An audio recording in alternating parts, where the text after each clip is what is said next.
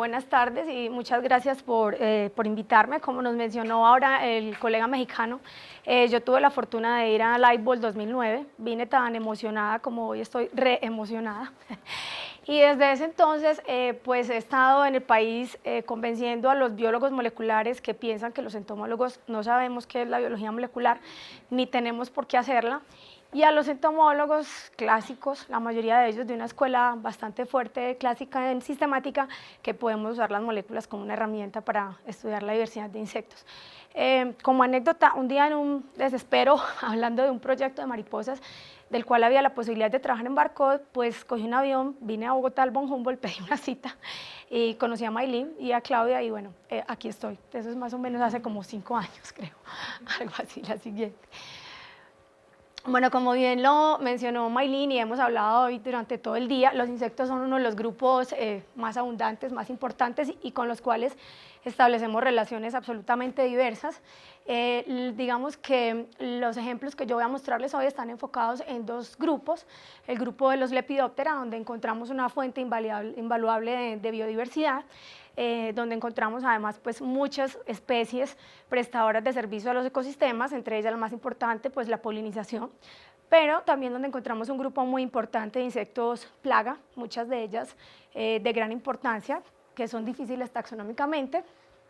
Y por supuesto voy a hablarles también entonces del grupo de los díptera. Los díptera son supremamente importantes en términos de la entomología forense, como vimos ahorita, en términos de la salud. También tenemos ahí un grupo importante de parasitoides que causan enfermedades a los animales y por supuesto pues tenemos los vectores famosos de enfermedades como el Aedes aegypti en este momento, el chikungunya. Sé que hay otros trabajos que probablemente no van a estar representados, hay algunos en Coleóptera y algunos insectos acuáticos que están empezando y pues quiero aclararles que más que darles detalles a profundidad sobre los resultados de estos proyectos, voy a mostrarles ese gran potencial de oportunidades que tenemos para estudiar, para usar la herramienta Barcode en insectos. Aquí tenemos algunos datos. Uno de los grupos en los que más trabajamos nosotros, como les mencioné, son las mariposas. Tenemos aquí un dato del número de especies de mariposas que están reportadas y tenemos algunos datos relativamente recientes, como ustedes ven, que están involucrados también en la reciente publicación del libro de invertebrados y lo que significa las especies que tenemos en peligro crítico o vulnerable, muy pocas de las cuales o ninguna tal vez hemos estudiado desde el punto de vista del Barcode. Bueno, aquí quiero mostrarles, digamos, un panorama de lo que sé que los entomólogos estamos trabajando en el país, incluido alguno muy interesante de modelos de educación que trabajamos bajo la metodología de Aprender Investigando en la Universidad Nacional, donde trabajamos con los semilleros de los estudiantes de los primeros semestres, donde, como se imaginarán, y pensando en los recursos, pues los talleres son bastante teóricos, pero ellos aprenden lo que es el valor de usar las moléculas para algunos asuntos que son importantes. Un caso particular es la conservación de mariposas monarca y unos parasitoides taquínidae que afectan a la mayoría de las poblaciones naturales, y ellos aprenden mediante las metodologías moleculares y en particular el Barcode cómo reconocer esos parasitoides y ver el papel fundamental que juegan en las dinámicas de estas poblaciones. La siguiente. Bueno, como les mencioné, pues la escuela nuestra es bastante tradicional en sistemática y digamos que durante todos estos años la mejor forma de que pudiéramos empezar a incorporar la herramienta de Barcode fue también lo que nos mencionaba nuestro colega mexicano, que es la taxonomía integrativa, ¿sí? Cuando empezamos a hablar de la taxonomía integrativa, digamos que fuimos pudiendo avanzar para que estas herramientas que nosotros usamos, la microscopía clásica y la electrónica de barrido en los estudios morfológicos, pues fuéramos pudiendo incorporar, la siguiente, en esos estudios que hacíamos. Los entomólogos tradicionalmente trabajamos mucho la biología bajo condiciones de laboratorio, hacemos los ciclos para poder obtener, digamos, los estados inmaduros, particularmente el estadio de larva. Las pieles son muy importantes en la taxonomía y por supuesto entonces empezamos a promover el uso de la secuencia Barcode y como teníamos mucha reticencia a que pudiésemos hablar de taxonomía o de filogenia con una sola especie, entonces, digamos, hemos tenido una escuela importante en que también usamos otros genes, incluidos muchos nucleares, aunque no es tan fácil trabajar con los genes nucleares, desde la teoría es muy fácil, desde la práctica no tanto. Y pues obviamente algunos tienen los deseos y las tendencias de avanzar hacia los genomas, lo cual no es tampoco ni tan sencillo ni tan económico. Y por supuesto, pues algunas herramientas de bioinformática que son muy importantes y necesarias para poder manejar todos los datos que producimos. Bueno, aquí entonces miramos, voy a mostrarles muy brevemente algunos de los estudios que hacemos para luego darles algunos detalles un poquito más significativos de lo que hemos hecho. En taxonomía, pues las mariposas son un grupo que para el país es muy representativo, disculpas, en el cual tenemos diferentes casos, a veces tenemos patrones monomórficos, tenemos fenómenos de radiación que hacen que sea difícil identificar algunas especies, pero también tenemos casos como un dimorfismo sexual que había hecho que en algunos momentos cuando trabajábamos en las mariposas solo con los patrones de coloración, pues dijéramos que eran dos especies diferentes, un macho y una hembra, que después nos dimos cuenta que eran de la misma especie. Entonces aquí hemos tenido una herramienta bastante importante. También en filogenia, y aquí hemos tenido la fortuna de trabajar con los especialistas en mariposas, incluyendo uno de los brasileros que estaba en el artículo que nos mostraron hoy, el doctor Ander Freitas, con quien nosotros empezamos a participar en un proyecto grande de filogenia con un grupo de mariposas que no eran las más bonitas en Colombia ni las más estudiadas, pero que son muy importantes, polinizadoras de poáceas, y empezamos a trabajar fuertemente en un género. Y hemos hecho aportes muy importantes a esa filogenia que se trabaja desde la perspectiva morfológica y molecular. Bueno, en la parte de diversidad y conservación hemos empezado a hacer trabajos muy interesantes en bosque altoandino, en una reserva de romeral que es en el departamento de Antioquia y también en el páramo de Belmira. Aquí tenemos una asociación interesante con el Instituto von Humboldt. Hemos empezado a renovar las colecciones de estas mariposas, de esos ecosistemas que no se habían estudiado, por lo menos en Antioquia. No teníamos ni la menor idea de qué teníamos en esos ecosistemas. Y estamos en este momento haciendo la descripción de más o menos unas 4 nuevas especies con la ayuda del especialista de Pearson. Bueno, de la determinación de fuentes de alimentación en insectos hematófagos, habíamos visto algo esta mañana. Tenemos un trabajo muy interesante en Lutzomia, que son los vectores de leishmaniosis. Este trabajo se hizo en Sucre.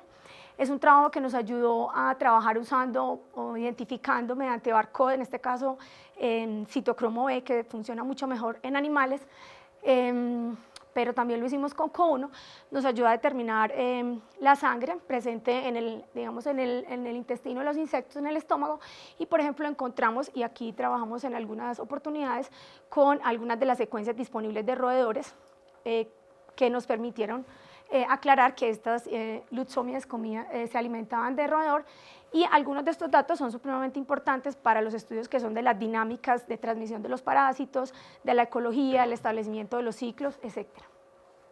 Bueno, también hay un aspecto que es muy interesante y es, también lo mencionaban esta mañana, y es que podemos identificar los insectos que transmiten parásitos o patógenos, y en una PCR multiplex, pues no solamente hacer la identidad del insecto, sino también del parásito, ya sea la leishmania o en el caso de los virus, algunos virus que son transmitidos por los insectos, pero también algunos organismos de importancia en control biológico como las wolbachias, que son bacterias que en este momento se están utilizando para el control biológico, por ejemplo del dengue, porque la wolbachia tiene un efecto importante en la multiplicación del virus.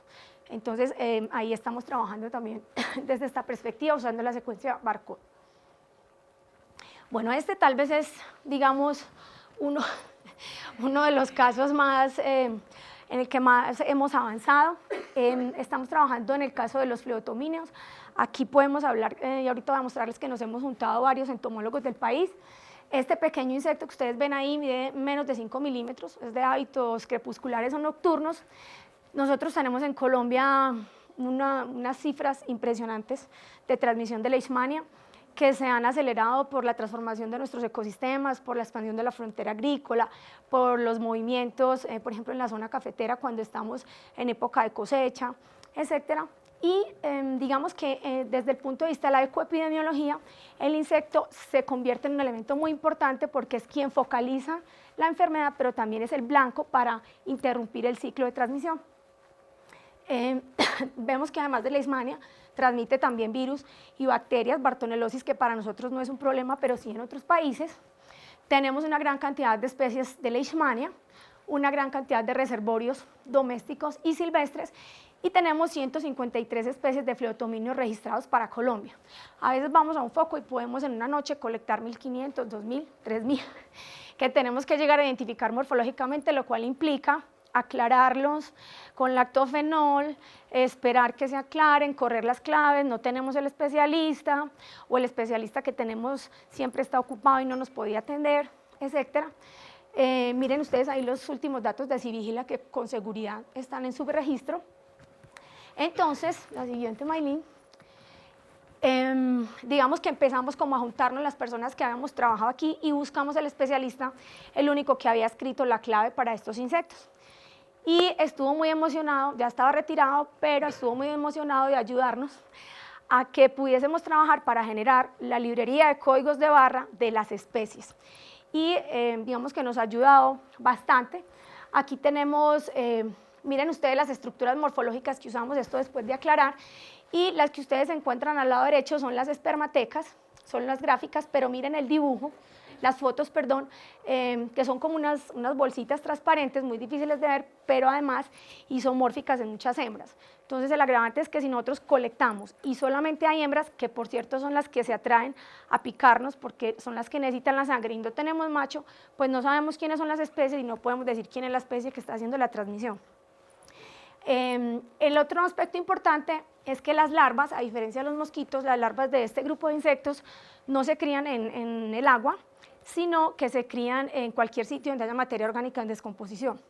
Hasta hace muy poco era absolutamente imposible encontrarlas y obviamente pues entonces no existen claves para las larvas, pero nos dimos cuenta que probablemente los inventarios de especies, las determinaciones que hacíamos en algunos sitios estaban incompletas porque a veces teníamos, digamos, casos de la enfermedad, pero no teníamos especies que hubieran sido registradas previamente o no logramos detectar la infección en los adultos por los métodos que trabajamos. Entonces, nos dedicamos también, digamos, como a hacer un proyecto en desarrollo para encontrar los sitios de cría de los inmaduros y usar las secuencias barcode para asignar, digamos, con base en esa librería que ya habíamos hecho de los adultos, poder asignar la identidad de los inmaduros a los adultos. Sobre todo porque imagínense lo que es ustedes llevarse una larva de ese tamaño al laboratorio para criarla en materia orgánica, poder obtener el adulto y poder hacer la determinación taxonómica. La siguiente, May. Aquí tenemos entonces los números que de acuerdo, pues estoy completamente de acuerdo con Santiago, son vergonzosos, pero yo sigo estando muy optimista y creo que vale la pena mostrarlos. Tenemos un total de 228 secuencias barcode de inmaduros que pudimos comparar con secuencias de referencia y que nos permitieron asignar la identidad. Y también tenemos ya las secuencias barcode de 39 especies de fleotominios, de las 163 reportadas, de las cuales 34 son, digamos, del género que más nos interesa. Entonces la librería actual que tenemos completa tiene 228 secuencias, con los especímenes verificados por el especialista y con una cosa muy importante que es verificar la distribución geográfica de las especies para estar seguros que los códigos no estaban variando dependiendo de la procedencia geográfica. Aquí tenemos algunos datos preliminares que nos muestran, digamos, la utilidad y lo que serían las distancias y el barcoding gap, que nos muestran que es éxito.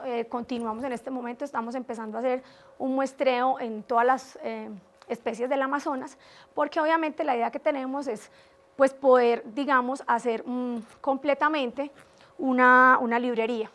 Nos ha ayudado también a describir especies nuevas, encontramos una especie nueva de altura, la siguiente, María, una especie nueva en altura, y nos dimos cuenta porque encontrábamos una morfología muy similar, pero dos genotipos, entonces nos dimos a la tarea de buscar el otro morfotipo y obviamente la descripción, pues como el taxónomo es absolutamente clásico, entonces hicimos la descripción completa con base en la morfología.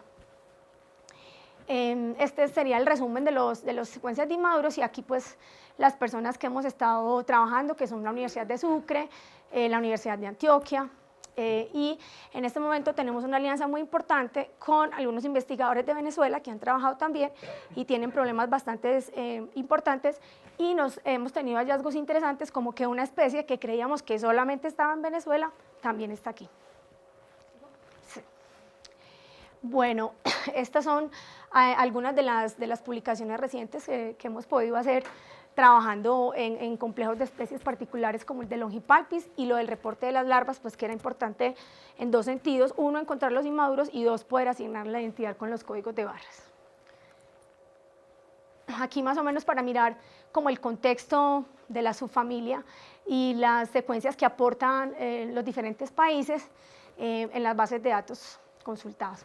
Aquí vemos que tenemos un número que ya es interesante en términos de la secuencia de bases de datos si juntamos los datos que tenemos varios países. Y aquí para mirar cómo aparece, digamos, los depositorios de los especímenes y digamos que los laboratorios donde se han realizado las secuencias. Bueno, este es un caso muy interesante. Aquí me llamó un médico que trabaja, pues médico tropicalista que está ahora en el Instituto Nacional de Salud, con el cual tuve la fortuna de trabajar hace algunos años y me dijo: bueno, Sandra, venga a ver qué es eso de Barcode y de la molecular mágica que usted tanto promueve, porque necesitamos que nos ayuden en esto. Aquí hay un género que se llama el género Lonomia, que es de unas polillas de la familia Saturniae, son gregarias y se alimentan de hojas de árboles. Casi siempre las que nosotros hemos encontrado son en búcaro. Ustedes pueden ver ahí los síntomas que causa el contacto con estas orugas. Y si los pacientes no se diagnostican a tiempo, pues puede causar la muerte. Aquí tenemos el último reporte del 2013 en Arauca. Y en este momento se registran 38 accidentes en todo el país. Ha ido avanzando en número. La siguiente. Tenemos 8 especies reportadas en Colombia. Y obviamente pues tenemos vacíos de conocimiento en que las larvas presentan colores crípticos, no se conocen todas las especies, no sabemos qué es lo que tenemos, no hay claves taxonómicas para el género, pero además el suero antilonómico con el cual se tratan estas afecciones es de Brasil. Lo que no sabemos es si, bueno, ya sabemos, mañana vamos a tener una sorpresa importante del trabajo con Barcode que hizo Lorena, y es que no sabemos si el suero antilonómico que están produciendo en Brasil nos sirve a nosotros, porque no sabemos si la especie que tenemos nosotros es la misma. Y adicionalmente, pues en el Instituto Nacional de Salud estaban muy interesados en que trabajemos en ellos, porque la hemolinfa de estos insectos que se obtiene de tener las crías bajo condiciones de laboratorio, pues se ha demostrado que tiene un efecto antiviral importante. Entonces tiene, digamos, una aplicación adicional la cría y el estudio y conocimiento de estas especies. Cuando miramos, digamos, la información que hay en las bases de datos, vemos que aparecen 11 secuencias de Colombia para 2 especies, y hay una cosa interesante, es que son especímenes colectados en el Valle de Cauca y en Boyacá, y que están depositados en el Museo de Historia Natural, y las secuencias provienen de los especímenes, pues de los holotipos y los paratipos, y miren ustedes los años en los cuales fueron conectados, entre 1964 y 1971. En insectos tenemos la fortuna de que a veces es más fácil obtener el DNA antiguo, y en mitocondria pues ha habido ejemplos interesantes en algunos insectos donde se han podido obtener estas secuencias de tiempo atrás. Bueno, este es un tema que es muy vigente. Aquí también, digamos, este último trabajo, el pasado que les acabo de mostrar, digamos, es como un llamado de atención, una invitación que nos dieron. Este es un trabajo en el cual llevamos un poquito más de tiempo. Todos sabemos que los mosquitos, digamos que son por excelencia para nosotros transmisores de enfermedades de gran importancia que afectan la salud. En este momento, pues lo que nosotros más hemos conocido siempre es la malaria, que causa obviamente importantes efectos en la salud, pero estamos en un momento en el cual las enfermedades que se conocen con el nombre de emergentes, que son enfermedades que estaban pero vuelven a aparecer dados los cambios en los ecosistemas, son absolutamente importantes, y ahí tenemos el caso de la mayoría de los arbovirus, entre ellos pues el virus chikungunya, el dengue y también algunos otros ortoonjovirus como el virus Wyoming. Los estudios que hemos hecho están fundamentalmente hechos en el género Anopheles, en el género Aedes. Este género Aedes es supremamente importante, puede transmitir más de 30 virus. Nosotros tenemos acá dos especies importantes, el Aedes aegypti y el Aedes albopictus. No tenemos muy claro todavía el papel que juega albopictus, enseguida voy a contarles un poquito más en detalle. Y también trabajamos en un género que se llama Tricoprosopon, que es un género muy importante en transmitir algunos virus que se pueden confundir con dengue. Y como siempre hemos pensado que los mosquitos se crían en recipientes artificiales, pues este es un ejemplo maravilloso de unos mosquitos que se crían en recipientes naturales, en Phytotelmata, particularmente en guadua, y que pueden tener una importancia en la salud relevante. Sabíamos muy poco realmente de esos mosquitos. Bueno, todos ustedes saben que en este momento estamos con la alerta, que ya nos alerta el chikungunya, se habla inclusive de que hay más de 700.000 casos en el país.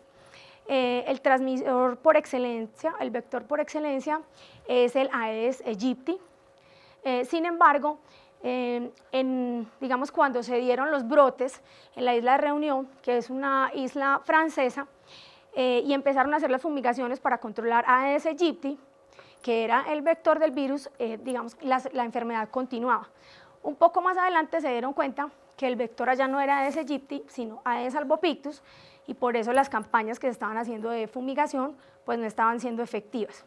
Al parecer una mutación en el virus hace posible o hizo posible que haya un vector alternativo.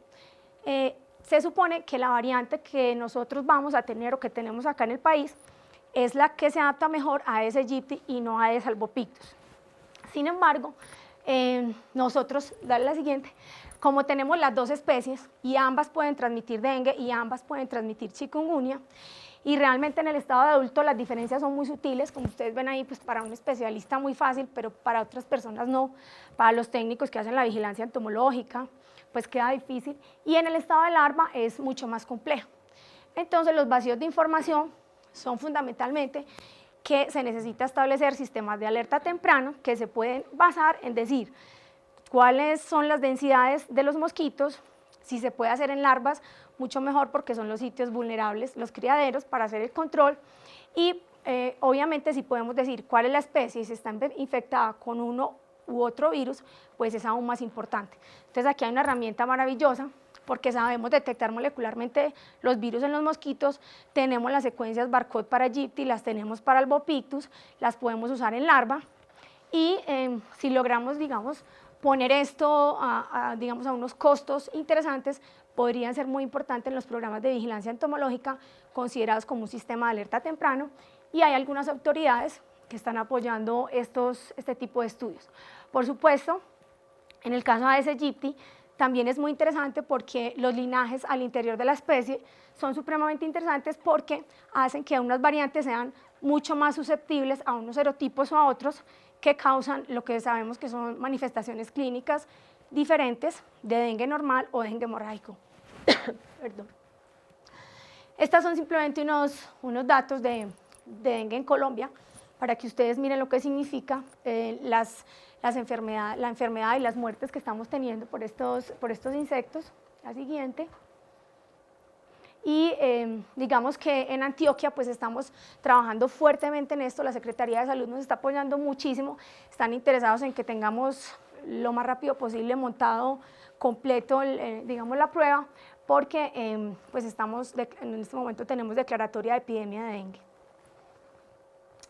Bueno, estos son los otros mosquitos, el otro grupo de mosquitos que son los Tricoprosopon, que básicamente nosotros ni sabíamos, pues teníamos idea que existían en Colombia, pero no sabíamos ni qué tan importantes eran ni dónde se estaban criando. Miren ustedes todos los virus que puede transmitir, y los vacíos de conocimiento se relacionaban inicialmente pues la presencia, la distribución y en que pudiésemos asociar una especie con un determinado criadero, pero además porque hay muchos complejos de especies y la diferenciación morfológica es prácticamente imposible. Entonces hicimos un trabajo bastante grande en zona cafetera, aquí nos apoyó muchísimo Cenicafé, porque para ellos la salud de todas las personas que trabajan en la zona cafetera es muy importante, el aguado es supremamente abundante en la zona cafetera. Hicimos un trabajo que fue desde buscar los criaderos, pues verificar que se estaban criando en guadua, cuáles eran las especies, involucrar a la comunidad, hacer las secuencias códigos de barra digamos que aún continuamos trabajando en el barcode de la mayoría de las especies de Tricoprosopon que tenemos en esa zona. Nosotros en este momento, en esos proyectos resumidos que tenemos, digamos, editadas, curadas y disponibles 723 secuencias de mosquitos, de estos mosquitos. Aquí tenemos, digamos, un resumen donde ya incluimos algunas otras especies, como algunas especies de Culex, que también son bastante importantes en la transmisión de arbovirus. Bueno, de este hablamos, ya han hablado un poquito, los insectos de importancia forense. Las dos aplicaciones más importantes en la entomología forense son la estimación del tiempo post-mortem, ¿sí? Porque cuando uno toma un insecto o una parte de un insecto que está en un cadáver en descomposición, entonces con la identidad de la especie uno puede tener una idea de los días que tiene ese cadáver en proceso de descomposición. La otra aplicación importante en entomología forense son los restos de insectos que se pueden encontrar en víctimas y victimarios, porque cuando se identifican y se encuentra que es la misma especie, entonces se pueden también hacer asociaciones de este tipo. Los vacíos de información son obviamente pues, las claves taxonómicas y la dificultad que hay para usar las larvas, porque digamos, si uno va a una escena del crimen y encuentra una larva, para poder hacer la identificación tiene que hacerla en estado adulto. Eso implica que hay que llevarse la larva para el laboratorio, criarla en unas dietas a base de hígado, obtener el adulto y etcétera, porque los caracteres morfológicos realmente son supremamente difíciles de trabajar. Nosotros iniciamos trabajando con citocromo B y ND1 en algunas de estas moscas y posteriormente la siguiente, la doctora Marta Wolf, que es la persona que más ha trabajado en entomología forense en nuestro país, que era absolutamente reticente a usar códigos de barras, finalmente hizo un taller, un curso y hace poco publicó su primer trabajo en el cual ya está asignando códigos de barras a especies de importancia forense. Este es uno de los logros, para mí esta es una de las cosas de mostrar de más orgullo porque es una de las taxónomas clásicas que menos pensó que podíamos avanzar en este tema. Aquí tenemos lo que aparece en las bases de datos de estas dos familias que son muy importantes, la Califóride y la Sarcofágide. Brevemente aquí, simplemente para contarles un trabajo que estamos también empezando muy interesante en mariposas del género Adelpha, unas mariposas que son objeto de comercio por los coleccionistas. Aquí tenemos una alianza muy interesante con la Universidad Nacional de Bogotá, el Instituto de Ciencias Naturales y pues tenemos también algunos, este es un trabajo que apenas está empezando pero que es absolutamente prometedor. Esto es más o menos lo que sabemos y las pocas secuencias en proceso que había en el país. El siguiente. Estos, digamos que son digamos, todos los datos que tenemos públicos en este momento. Y por último, este que es los de Páramo y Alto Andino, que ya les había contado los resultados. Son estas dos diapositivas para mirar las secuencias. Y este es simplemente un resumen más o menos de lo que realmente son las secuencias que tenemos en GenBank, porque muchas de las personas tenían, digamos, las mandaban era a GenBank.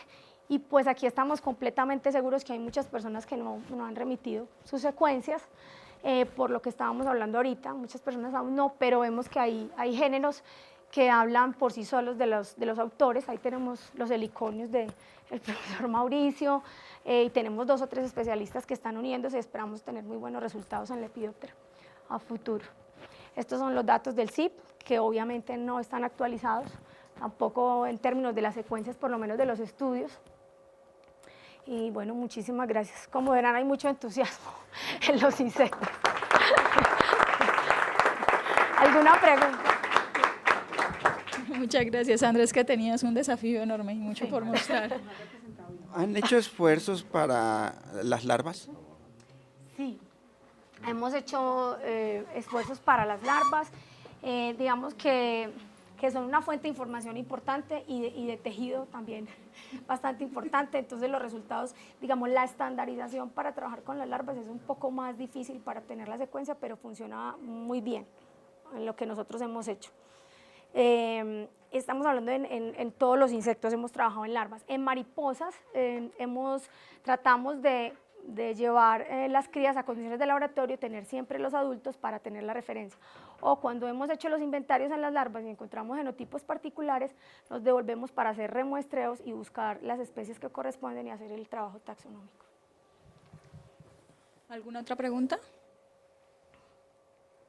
Yo tendría 1000, pero creo que te las hago ahorita entonces para darle continuidad a la agenda. Muchas gracias, Sandra.